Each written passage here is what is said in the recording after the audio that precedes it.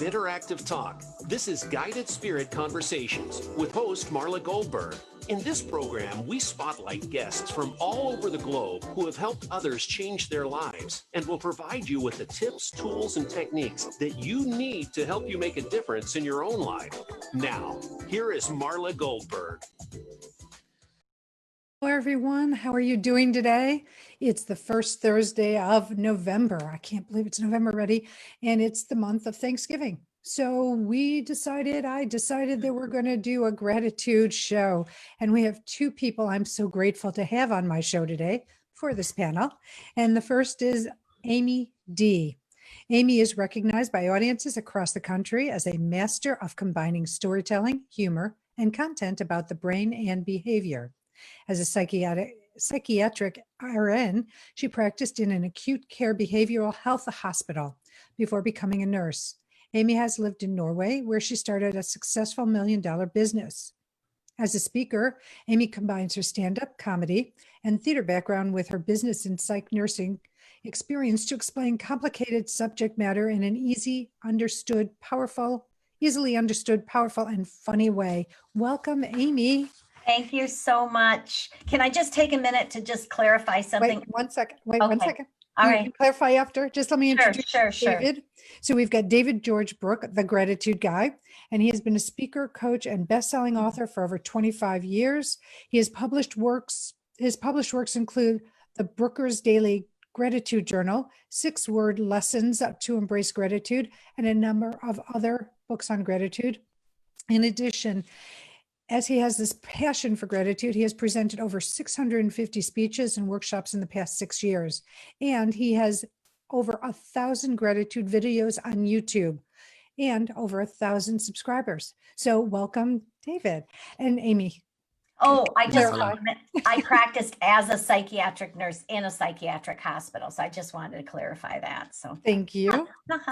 Welcome. So thank you. Marla, great to be here. Great to be Appreciate it. So let's talk about how you started down your paths to be a speaker, to be embracing behavioral ways of humans and gratitude, and how this can help.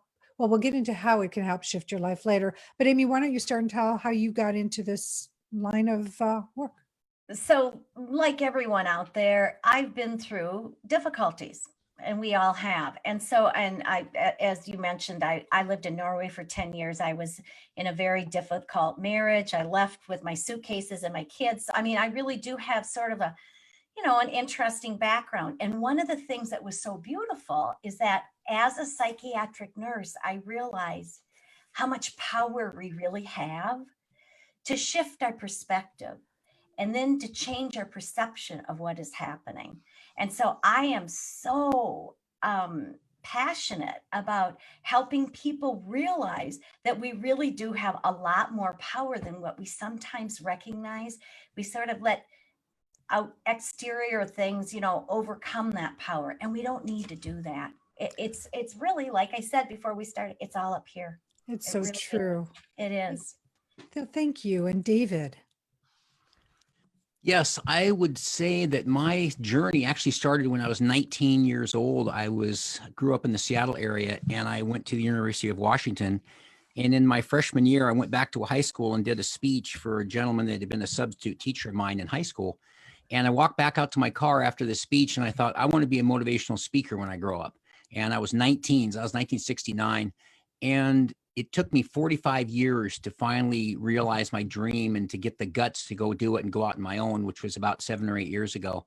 And along the way, as Amy had said too, I think most of us that have achieved some level of 5 or 6 decades or 4, 5 or 6 decades on this planet have suffered a lot of tragedies and so on. And so I had my parents die when I was fairly young. My mom had all sorts of psychological problems, and she died of cancer. And then my father took his own life, and my wife died when my sons were 4 and 14. So there's a lot of things I had to overcome. And along the way, I was looking for something that was some sort of healthy coping mechanism. And I found gratitude. in terms of not only gratitude, but a gratitude journal. And of course, I'll get into that later, but just, it really gave me something to talk about because I knew I wanted to be a speaker. I just didn't know what my subject would be. And so that happened about 2012, 13. I've been doing it since. And prior to that, I'd been a store manager for Nordstrom and Lowe's Home Improvement in those big stores. In fact, Lowe's is actually headquartered out of North Carolina. Yes, and they are. as headquarters. And so it was something that now I think about it as people say, well, do you have a lot of work to do today? Well, I got a podcast, I have a coaching client, I have this, and I go, it's not work to me. It's just so far beyond that when you're helping other people. So it really was realizing a lifelong dream of becoming a speaker and wondering if I ever get around to it. And we get distracted and off on these tangents and then getting back to what it was. So I can't think of anything I'd rather be doing now. It's just the most thrilling thing I've ever done and so rewarding to help other people. And, you know, they say, if you want to help yourself, help other people. And it really has been true. It's so true. And I know from my experience, yeah, I too have had, my trials and tribulations that brought me down my spiritual road. But one of the biggest things I talk about is gratitude, because I found that it turned my life around. Once I realized what I had opposed to what I didn't have, all of a sudden I realized like I was joyful all the time. That's so nice. That's so nice. And one of the things I say in my talks, Marla, is gratitude turns what you have into enough. And I'll repeat that 2 or 3 times throughout the talk because gratitude helps you, as you just said, you said it perfectly. Gratitude helps you focus on what you have. And it's kind of like our talents, make your strengths productive, make your weaknesses irrelevant. Don't worry about the weaknesses, make your strengths productive. And so when you focus on that, you just have such a better view of life. You Yeah, do. for sure. And also gratitude allows you to step back. When you have a situation that's difficult, you get real tunnel vision.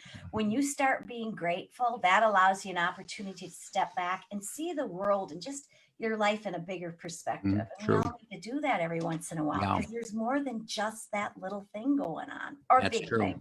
Yeah. Oh, Yeah. it's so true. And today, with everything going on with COVID, and people, they think about what's being taken away from them, opposed to the opportunity that they're putting in front of them Yeah. to help themselves and other people. Perfect. Yeah. And I think that part is like you have a choice. And this can deepen you or weaken you, right?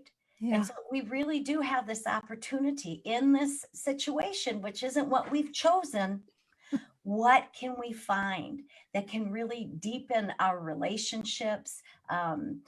What can we find that's positive? And that's part of the resilience. I speak about resilience, and gratitude plays so much in that because we have to have a grateful nature in order to be more resilient. And this isn't the last thing we're going to go through. Oh, no. Right. Well, we're still going through the election. I mean, let's talk about, Mhm. and it's still so Yeah. divided. And what's interesting to me is that people feel that if you don't believe what they believe, if you don't think that what they believe, and I know we were talking about this off air, that, that they can't be around you, or they can't like you, or they can't be nice to you. And, kindness and gratitude are two things that why can't we find the gratitude of what's in here? Why can't we find something positive in what's going on? Why can't we look at this as an opportunity to dig a little deeper and try a little harder and remind ourselves that in this world, we represent us. And I That's think big. I think it's really important too to remember. I go round and round with this on people every so often. It's a choice, and people will say, "No, you don't understand." Anybody who starts a sentence with "you don't understand," I'm always a little fearful because some excuse is going to come up. But I always say you can get out of bed every morning, go left or right, up or down, positive or negative, happy, sad, and it is a choice. And I think people make excuses when they have the power within. So Because they give away so much of their power. They Yep. give it away to the media. They give it Yeah, away to the exactly. politicians. They give it away to the neighbors or to their friends, or, So true.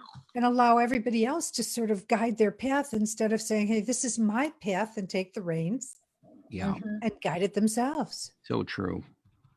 And even being able to step back and recognize that you're talking about a specific example, COVID, or talk about the election, for example.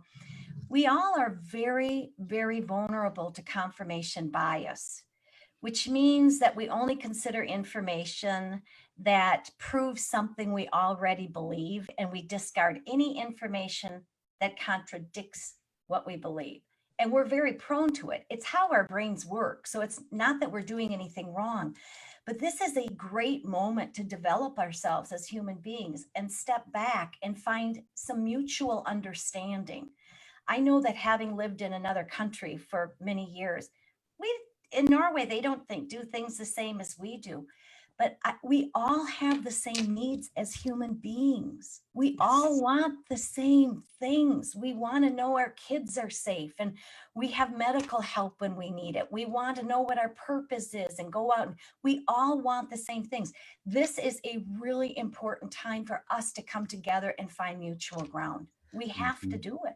So how do we do it? How do we bolster our ability to shift our half empty cup into a half full cup, bring the resilience piece into it? How do we do this? So we'll start with David. Well, I would say no surprise when you focus on gratitude. And I mentioned the gratitude journal and the fact of writing in it. It absolutely, I do a little exercise activity, if you will, interactive exercise during the talks. And I had people write down their daily number. And I said, for those of you that aren't familiar with gratitude, I want you to write down your daily number. And the number I assign to it is from 1 to 10. 10 is the best day of your life. 1 is one of the worst days of your life. And so you pick your number, and I tell them, I said, well, this is kind of taking your temperature, and you can do halves. You might, and I said, you're not going to share this with anybody. So if you're having a bad day, it's okay. But then I say, so then write it down. So maybe you're a 7.5, maybe you're having a tough day, you're a 5, or it could be worse, or maybe you're a 9 or a 10, but you write that number, then I haven't put a circle around it. And then I say, here's what I want you to do. Number 1, write the thing you're most grateful for, and just kind of go through, because the exercises really help to plan it in their mind so they remember it the next day and don't think, oh, that was a nice speaker yesterday, but I can't remember anything he or she said. So number 1, gratitude. Number 2, gratitude. Number 3. So they've got the top 3 things they're most grateful for in the entire world. And then number 4 is, what was the highlight of your day yesterday? What was the best thing that happened yesterday? So I give them a few minutes on that. And so then I say, okay, now it took you 2 or 3 minutes or a minute or 2 to write those down. Now just reread them again, read them real carefully. It's going to take you 5 or 10 seconds. And then I want you to write another daily number underneath those 4. Could be the same number, or it could have changed after reading those 4 things. And invariably, anywhere from 1/2 to 2/3 of the audience, I ask them, give me a high five in the screen, and their number went up. Yeah.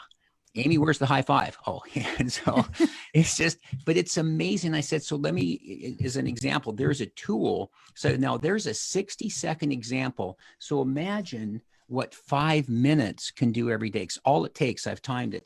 And again, we talked off air before about the actual writing aspect of it. Mm-hmm. But that's just such a good example of helping you focus on it by planning it and writing it.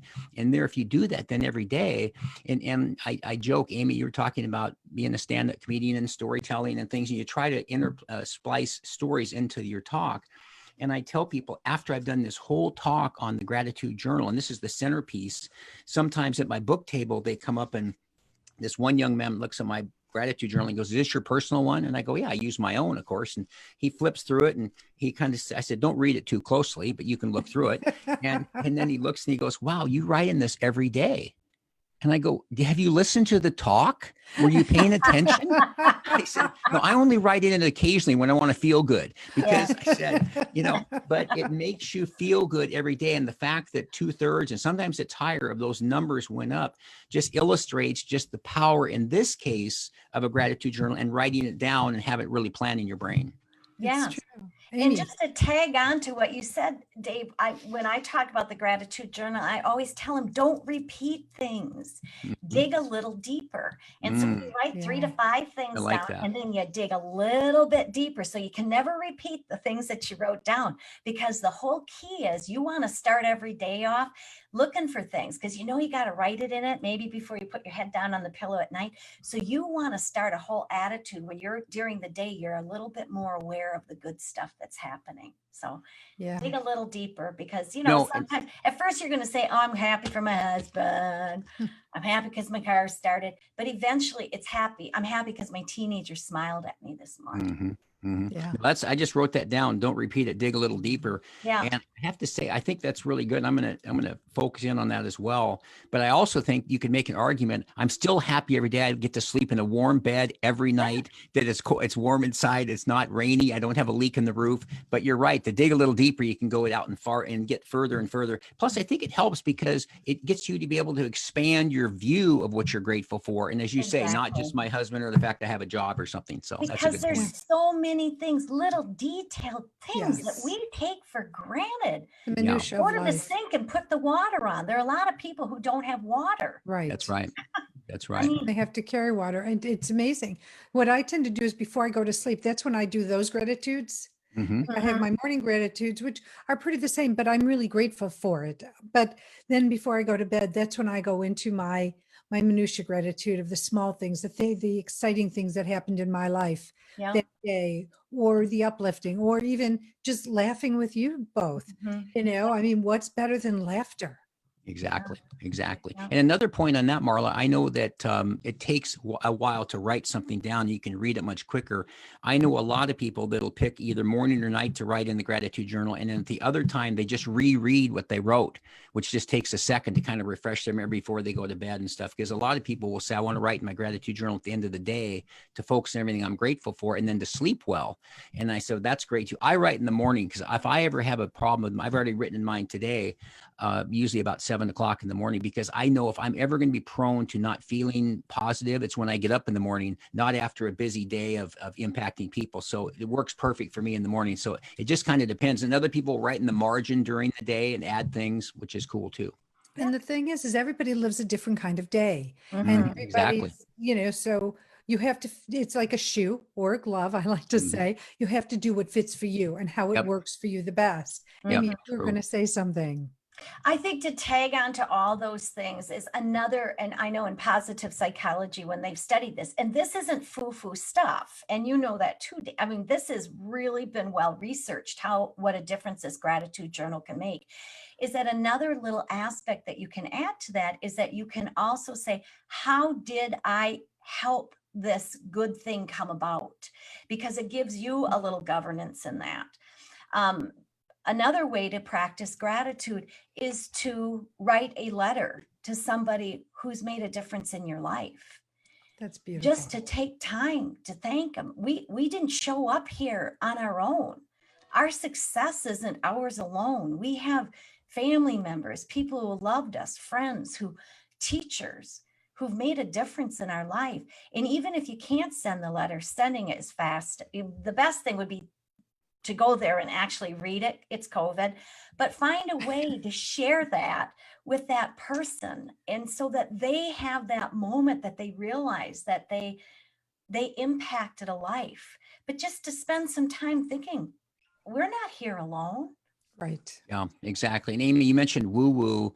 And one of the modules I talk about is called the science of gratitude. Because I really want people to think this isn't just some new way. Oh, you're part of that cult, or No. people dispel things because of reasons. And I have a bunch of things that's on research, and I'm just going to read one quick one. But this just goes to show you the research that's been done on this kind of thing. And in this case, around gratitude, it says appreciating what we have measurably improves our relationships, our life satisfaction, our health, our sleep, and it improves our physical health, leading to fewer aches and pains, lower blood pressure, and less depression. Grateful people are more likely to take care of their health, exercise more often, and schedule regular checkups. Gratitude reduces toxic emotions like envy, resentment, frustration, anger, and aggression, and enhances positive emotions like empathy, caring, and sympathy. So they've done a lot of research. So it's not just some, cult thing. It is We're not. going to stop here. We're going to take a break. We'll be right back. Stay tuned for more of Amy D. and David George Brooke. All right, great segment. We're all clear. Back in two. Thank you. Oh, that was good. That was really good, what you It's just read. Great topic. Fantastic. Life-altering topic. Well, and really it's certainly, I think it's good anytime, but I think it's even more important now because they're talking about who would have thought any of us could ever predicted this pandemic. And maybe we've seen movies about it, but nobody knew, at least I sure didn't, the economic aspect of what it would shut down our country and the world. And number two, the mental health, the Yeah. depression, the goodness, anxiety, yes. the suicides, the Yeah. children that aren't in school, they don't get to be with their friends, and some of the impact that's have. So The I think socializing. it's more Yeah. important than ever. Yeah, it's Yes. huge. It's a really important time. And there are good things that are coming out of this. Mm-hmm. And there's still There are good things, and there will be Mhm. good things. Mhm. See, And things have to break down before you can build them up again. And this is Yeah. the breakdown period. And Yep. and it's the dark side. And so, when there's dark, light will come and Yep. get away the dark. But we're here to learn. And this is what we're doing. And gratitude is one of the things we need to learn, because we've taken for granted as humans so many things, especially like in the countries that have the abundance, like the United States. There's so much taken for granted here. yes, yes, there is. Yep. Mhm. Amy, what is your website? It's amydspeaker.com. All one word, of course. Yep. Mm-hmm. Yeah. Yeah, this is a great topic. I'm thrilled to be a part of this. Mhm. And it is a strange time. I just got a call now. They have COVID at my elderly mother's place. And I mean, it is a scary time. It is. And It is. and it's a time I think we really have to look to ourselves and think, who do we want to be in this world? You Really? know, Amy, About social consideration. Yeah. Wearing a mask to be socially considerate, not because there's somebody I know who calls it tyranny. It's not tyranny, because you don't know who you're dealing with. You don't know what they're dealing with. Are they dealing with a sick child, an elder mother or grandmother? There's just so much you don't know. And really, do you want this on your hands Yeah. exactly. with And them? Amy, you said another thing too that made me think of another one of my modules is called the silver linings of coronavirus. And I Mhm. go through about a dozen or so things. I mean, as one example, this Zoom thing, as I mentioned earlier, I was in South Carolina just last week, not far from Marla, and it was all via Zoom. And so there's so many things that have changed. I haven't been in a grocery store in like 6 months. I have Amazon Oh. Fresh every 4 or 5 days, knock, knock, knock on the door, and there it is. And it's so convenient and so handy. So there's all these things. I would drive an hour to see one of my friends at Starbucks, that just like Marla has the Starbucks cup, and drive an hour back for an hour meeting. Now we meet on Zoom, we have our coffee, and I've saved 2 hours. Oh, they're wonderful things. So There there's just are so good many things. So All right, many we're coming things. back. Okay, thanks, Matt.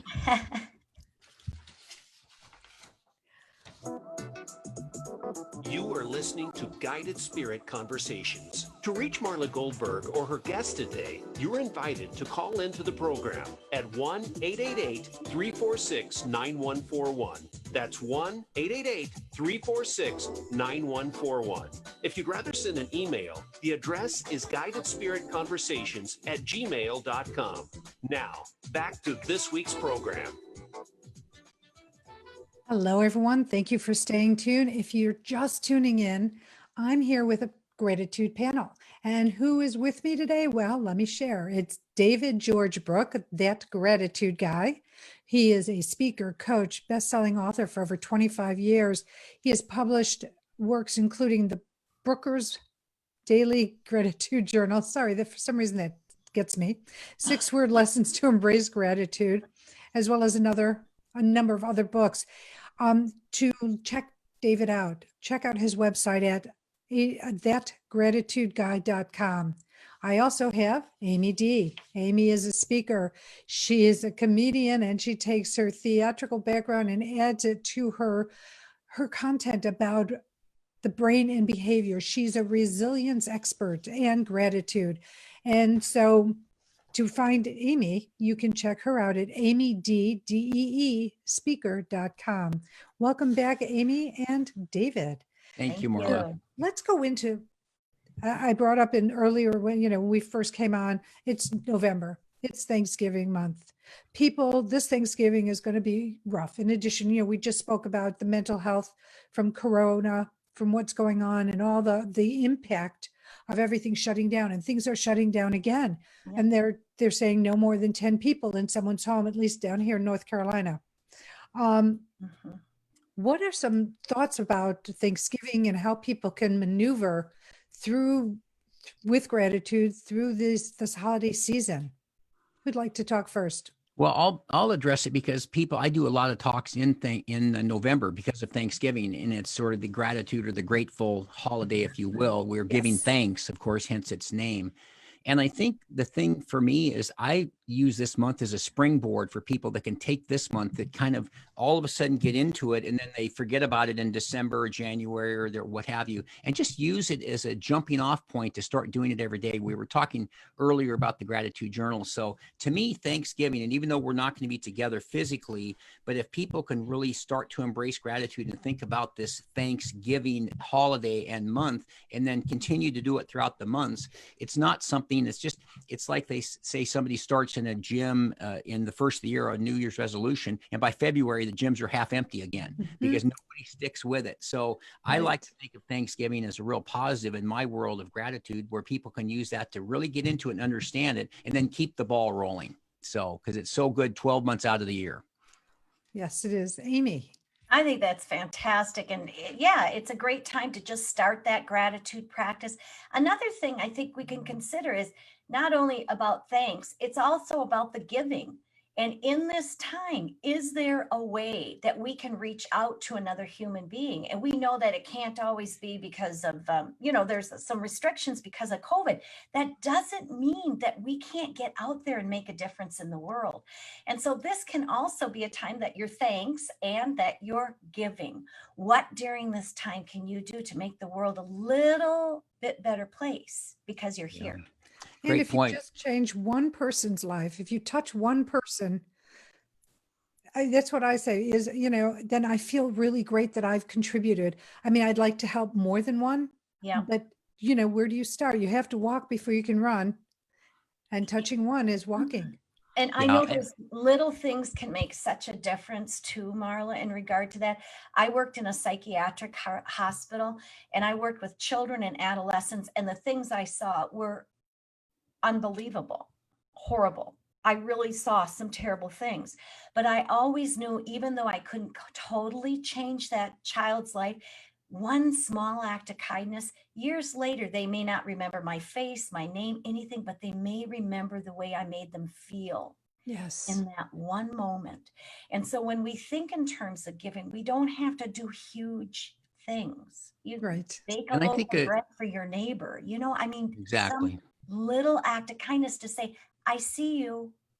Yeah. Everybody in this world wants to be seen. Absolutely. Right. I see you. I think when I'm fresh from a talk yesterday, and as I say, I do 2 or 3 a week. And so I'm always trying to add new things that come up. And something I added a while ago is one of the things I say, we talked about this with Zoom, is being very interactive. And so there's a couple of 5 or 6 activities, exercises we do, but there's also 2 or 3 homeworks. And one of the homeworks I have them do is we talk about, if you want to help yourself, help other people. Or I do a lot of service work in service organizations like Rotary, and their motto is service above self. So I tell everybody now, today is November 12th. So a week from today's night, I want you to promise me you're going to do something in the next 7 days. To give me a high five. You have to promise before I even know what it is. And it is to reach out to 3 people, however you want, voicemail, text, email, whatever, and ask them how you can help or support them. Is there something I can do for you? Because there's always somebody in front and behind us in the race of life, I guess, as you will. So there may be some people that could help you, but we're not talking about that. We're talking about how you can help people that maybe are a little bit behind you. And it's thrilling because people tend to, at least this is I feel from growing up in the world I grew in, everything seems to relate to the score of life is money. Is it how many people have so much money and the best car, the biggest house, all this crazy stuff? And to me, I get, and I know Marla, you and Amy both get this, is I get told a lot, sometimes 2 or 3 times a week, that I've changed somebody's life. And you just can't put a value on that. You can. And you mentioned, Amy, the person in the past that they may not remember the name, but they know she impacted me. And I just get, to this day, it doesn't matter how often it happens, I still get the chills every time I read those notes. And I keep a notebook I call it heartwarming emails. So when I'm having a rough day, I go look in that notebook. It makes me feel better. So, because it's just so important to impact other lives. Yeah, I think so too. And I think also in this time where there's so much turmoil, and when we can feel sort of overwhelmed and as though we don't have control, it's important in terms of resilience to recognize what we have control over and what we don't, because there's some stuff we do not have control over, period. Yeah, But excellent. we do have control over what we do in this world. And Right. that's important. So, That's Amy, where we change the world. And so Yes. we can do kind acts to other people. And that's what gives us our power back. That's what makes us more resilient in this time that's difficult. Can't do everything, can do something.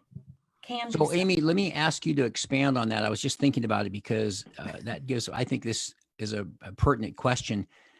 Because people ask me, how do I get more gratitude in my life? What's this about this gratitude journal? How do I do that? I'm helping these other people. So what makes a person resilient, and what steps can they do to really increase their resiliency, if you will? Because I that's think a I great. need to retire. That's a great question. You can just finish the interview.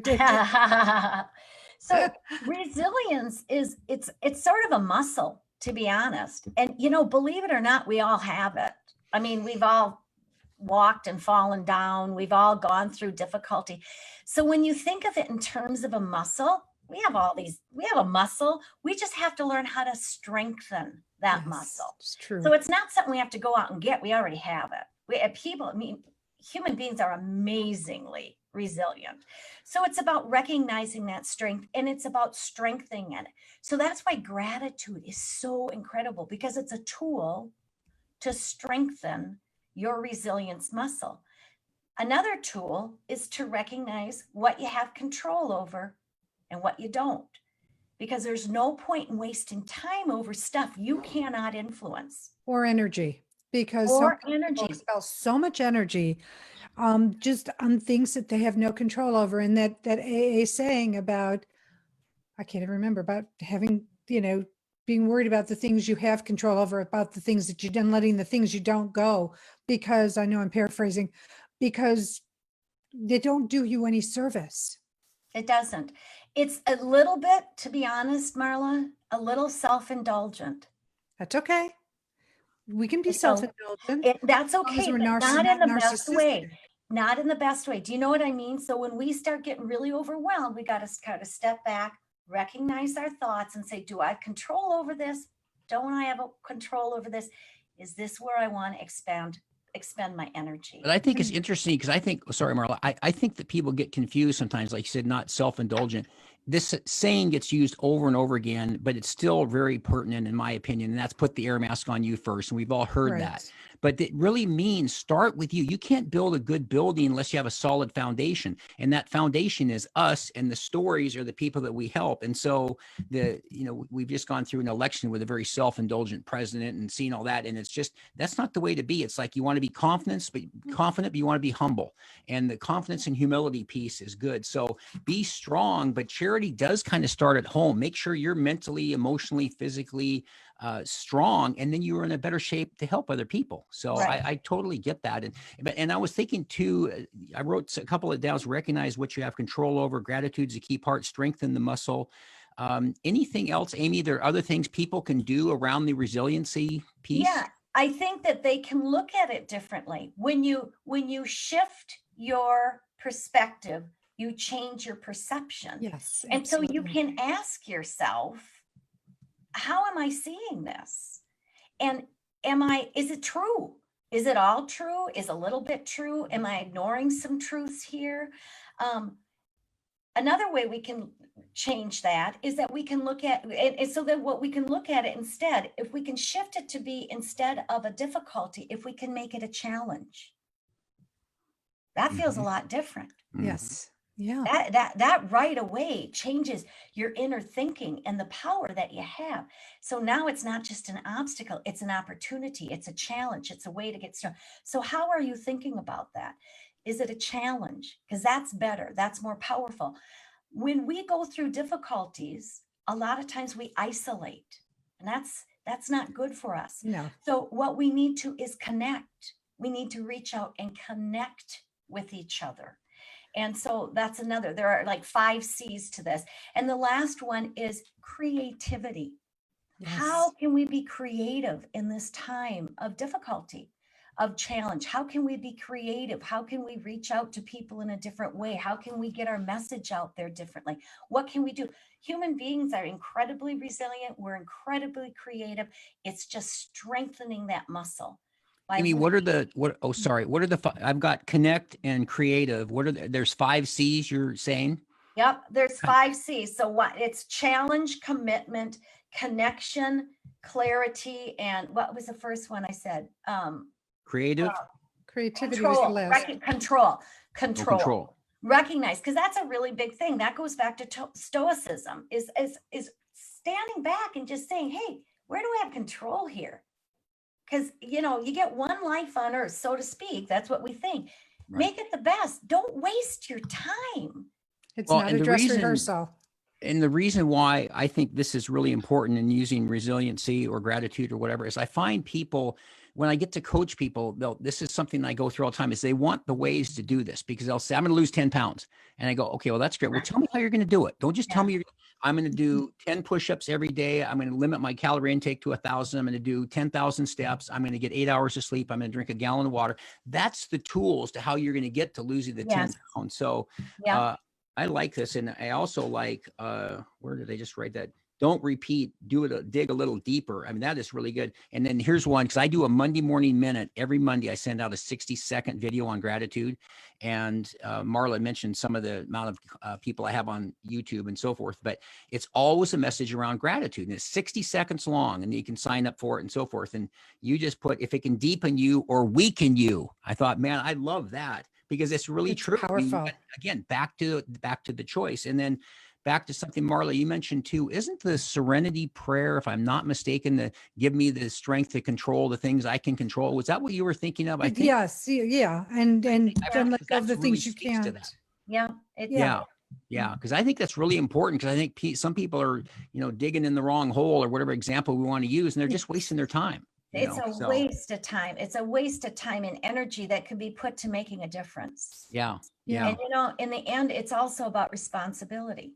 Mm-hmm. True. It's so true. We have a responsibility in this world. But most people don't recognize that. That's true. We are called into this time and place. I really believe that. I believe we are called. I believe it too. But Marla, to your point, most people don't recognize that. I've finally become comfortable with that. There's people I've said, well, doesn't it disturb you that so-and-so or this or that? And they go, no, never thought about it. I go, really? Man, I think about it a lot. I want to make a difference. And it's okay, because, they say the chiefs and Indians or whatever you want to use, not everybody can be a chief, I guess, and that's okay too. But it's just trying to get everybody to recognize you have the ability to make your life better than what it is. Exactly. You could even be on the top of the world and still your life could be even better, because maybe you've achieved all the success and money and esteem, but now let's say you can still change it by going inside, get the inner peace, get the inner knowledge and learning, and really round out your life. Because some people are so professionally driven for that brass ring that they forget about the personal brass ring. So, and I will answer this question after you two ladies, but I'd like to ask both you and Marla and Amy, why do you do what you do? Marla, do you want to go first? Sure, I'll go first. Thank you. I do what I do because I hope to touch somebody's life, like we spoke earlier, to make their journey a little shorter than the one I had. I don't know if you've seen my book behind me, My Effing Long Journey to Loving Myself, a guide to a shorter path. But like you said at the beginning, and what we talked about in the beginning, we've all had our journeys of challenges and difficulties. And now that I've gotten to the tools in my toolbox to make my life happier, joyful, brighter, with looking things out of rose-colored glasses rather than the other ones, that's why I do what I do. I just hope to touch somebody and help them with their life and change their life trajectory. Oh, that's excellent. That's excellent. Amy? Ditto. How's that? I really believe that the tools I give truly change lives. I didn't come up with them. I just learned them in a psychiatric hospital while I was working there. And I really know it makes a difference. I really, really believe that we have the power to change our own lives. I believe that we have the power to affect change in this world. And I believe we have a responsibility. Absolutely. And so I don't only do it because I hope because I really know that this works. I also do it because I learn too. Absolutely. And that's my path. And so, yeah, I'm super passionate about it because it works. It works. Exactly. And David, and then we have to go on break. So David, Sure. why don't you answer the question, please? Well, thank you. Somebody once said you ask a question hoping they'll ask you the question back. But I remember being in a cemetery once and seeing a tomb of an unknown soldier. And it just impacted me so greatly. I just thought, nobody knows who this person is. They were born and they came here and they fought in the war and they died and they don't even know who it is. And it just impacted me as I just thought, I just want people to know I was here and that I made a difference. And you hear that a lot. And I know it gets bandied about, but there are a lot of people that don't care about it. And as we just said earlier. So to me, it's when somebody said, I'll never forget when you said so-and-so, you're the first person that said this. You're the only person that ever explained to me how blank. And I just get the chills. I think, wow, I'm making a difference. So Yeah. that's what it was for me, is just having impact. So when I'm gone, there's somewhat of a legacy left. That's beautiful. So let's stay tuned. We'll be right back. We've got to take a quick break and we're going to do the charity shout out and continue our conversation. All right, good job. Back in 2. Thank you. Oh, that was powerful. That was a very powerful segment. David, you asked great questions. I think I need to switch chairs with you. Well, it's funny that I was doing a mastermind group last night, and I call it the Entrepreneurs Club down in San Diego. It's my son and about 12 of his friends, and they're all just driven like crazy. So we do this. I just started this mastermind. And as I'm on the Zoom with 11 other people, and I'm thinking, aren't these people taking notes? I always take notes. Yeah. I have to write this down. The C's: connect, control, creative, challenge, communicate, clarity, and I'm going to use this in videos and use this in talks and things.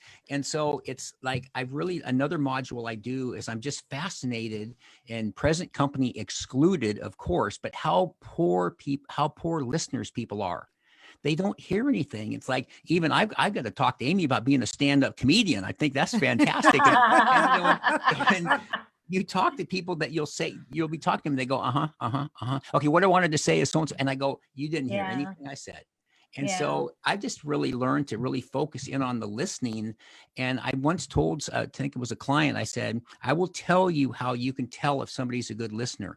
Take notice that they can't ask the next question unless they've heard what you said. An example. So Amy, tell me about the time you were in the psychiatric hospital. That must have been frightening at times. Well, how could I ask that question if I hadn't heard that she said she was in a Right. psychiatric hospital? And she So saw things that were beyond.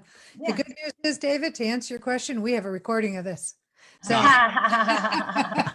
and that's why you don't necessarily have to take the notes to move forward, because you can listen to the replay.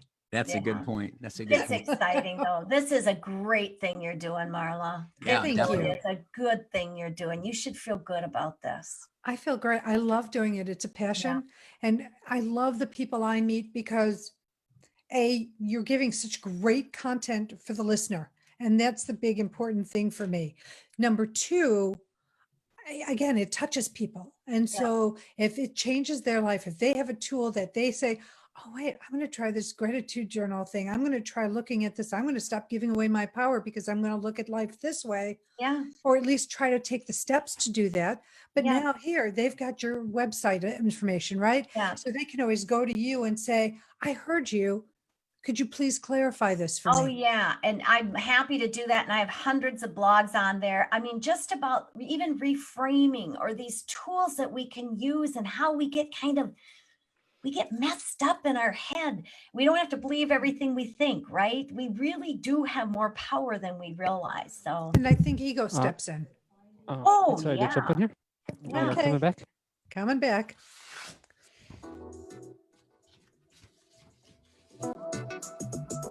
You are listening to Guided Spirit Conversations. To reach Marla Goldberg or her guest today, you're invited to call into the program at 1-888-346-9141. That's 1-888-346-9141. If you'd rather send an email, the address is guidedspiritconversations@gmail.com. Now, back to this week's program. Hello, everyone. Thank you for sticking around. If you've just tuned in, I've got 2 amazing guests with me. We have Amy D. Amy D is a speaker. She combines, she's a master storyteller, humorist, and the content she talks about is resilience and gratitude. And we're so fortunate to have her here today. And we also have David George Brooke, that gratitude guy, who's a speaker, coach, and best-selling author of over 25 years. I know our time is going a little bit short. Oh, one more thing before I go forward. If you want to look up David, you look up thatgratitudeguy.com, and to check Amy out, amydspeaker.com. Look them up, check them out, see what they do, because they are amazing at helping others to shift their life. But it's charity shout out time before we move forward. Amy's charity is Anne Marie Shelter in St. Cloud, Minnesota, and David's is Northwest Harvest Food Bank in Seattle. We're going to start with Amy. Give us a few minutes of why this is so important and how people can help with that association. So Anna Marie, it's annamarie.org, and it's a shelter for women. They bring their children. They can also, they have a place for their pets who have been abused and who need a step up in life. And my family participates in making food for them. Now we can't do it with COVID, but it's fantastic. These are beautiful, beautiful human beings who need a step up. I came from a very, very difficult marriage. I know how important it is when someone gives you a handout and helps you move to the next level. And so even if this is a charity, this particular one you're not as interested in, they need money, they need help a shelter in your area. This is a tough time. Yes. This is a tough time for women or men in difficult marriages. So reach out to your local shelter and help. Perfect. Thank you. And David, let's talk about Northwest Harvest Food Bank in Seattle. You bet. Seattle has one of the worst homelessness crisis in the country. And there's a variety of reasons maybe why it happened, but that's not as important as much as the fact that there's just so many people in need. And you drive through parts of our town that are just encampments and tents, and they're overflowing. And then the government will come in and sweep them out, and they'll pop up somewhere else. And so one of the biggest needs around that homelessness, of course, is food. And Northwest Harvest has been around for a long time. There's other food banks, but this is probably one of the preeminent ones. And so anything that we can do to help them to at least get people fed.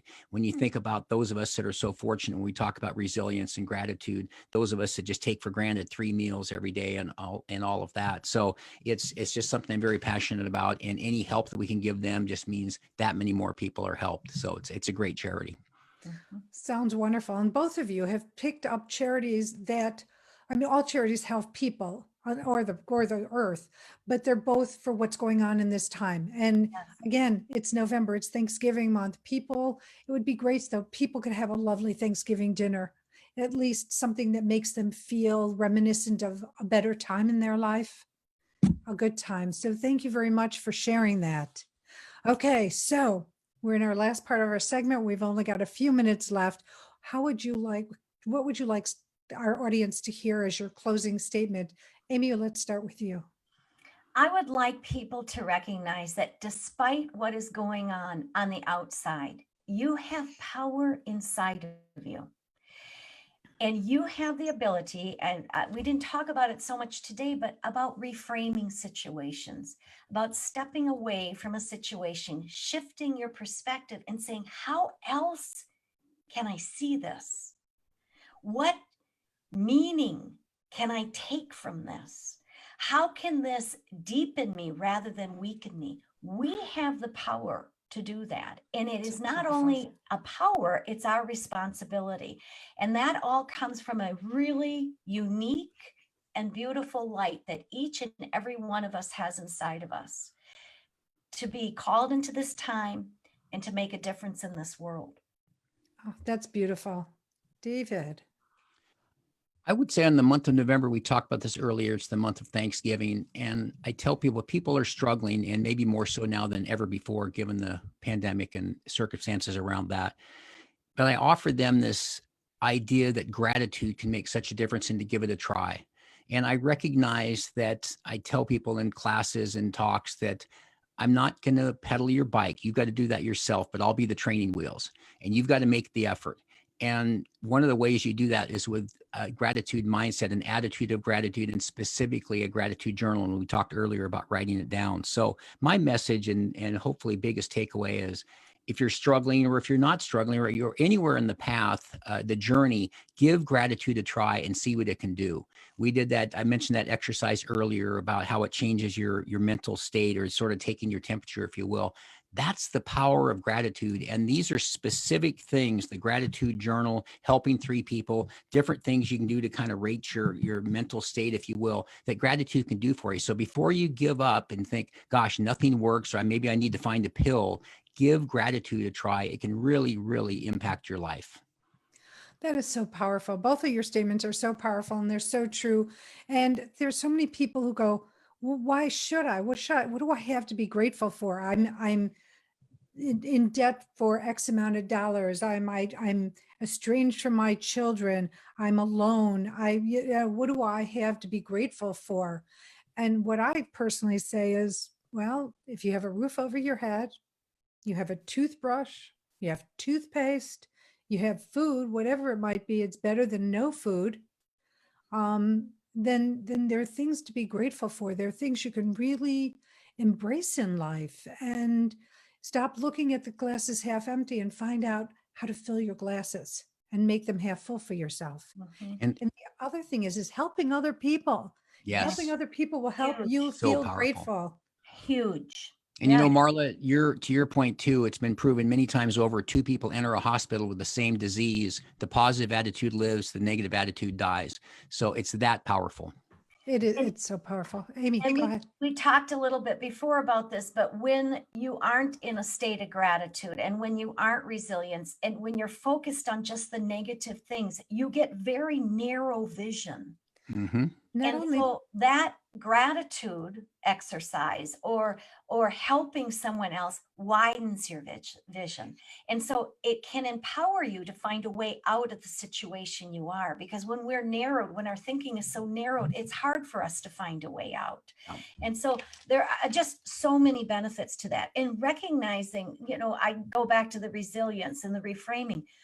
Your personal power is either hindered or helped by how you choose to interpret a situation or event. That's up to you. And it goes back to choice. You have the right to the power to choose. It's all up to you. It's so great. Amy, David, thank you so much for spending the time. I can't believe how fast this hour has gone. I am so grateful for both of you for taking the time to be on and sharing what you share with everyone else. And I know, because it's helped me, it's given me new insights, new perspectives. It's going to touch the life of somebody else. So we've hit our mission for today.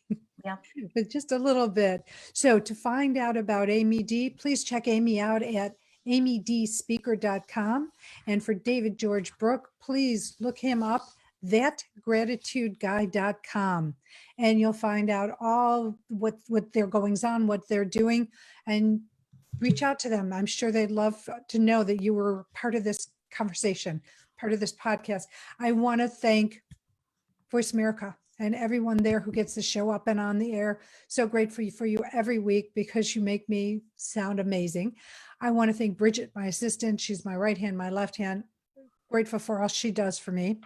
I want to thank you, the audience, for taking time out of your day, out of your life, to listen and participate in these podcasts, because I do it for you, and I'm hoping and praying that you receive what I'm trying to send out for you, or that I am sending out. I'm not even trying. I am doing it, and I hope you receive it in the vein that I'm sending it to you. I have 2 messages, and real quick ones. Number 1, this is the time to heal. This is, you know what? Let's put our divisiveness behind us. Let's start being friendly to neighbors. Let's start accepting the fact that we all have that we're different. We have different opinions, different thoughts, and different reasons behind them. And none of them are wrong. And they're all right, for each of us. But it's just acceptance. It's learning to accept each other's. Let's accept our neighbors again, our coworkers, for their differences, because their differences make the tapestry of colors that color our world. So please, let's start the healing process. It's time. And then secondly, social consideration. I implore you once again, wear your masks. Numbers are going up. Over 9,000 people, almost 10,000 people died yesterday alone. Over 144,000 cases were recorded. Let's bring those numbers down so that our holiday season could be more joyful. If we all work together in doing this, we can accomplish it. And as always, I send you love. I send you blessings. I send you gratitude. You know you're loved. And if you like the show, please like, subscribe, review it. And until next week, I love you. Stay well. Take care.